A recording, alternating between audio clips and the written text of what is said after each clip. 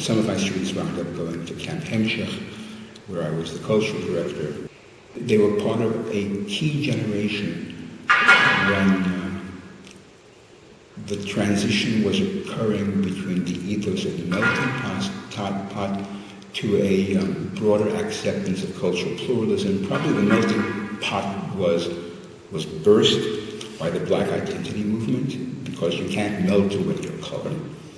And in those years, there was a very good Black-Jewish relationship, especially in the Civil Rights Movement. There was influence one to the other, and Jewish kids, I think, took heart in the notion of ethnic pride. And there was a beginning of demand in the colleges for Jewish studies and for Yiddish for the first time.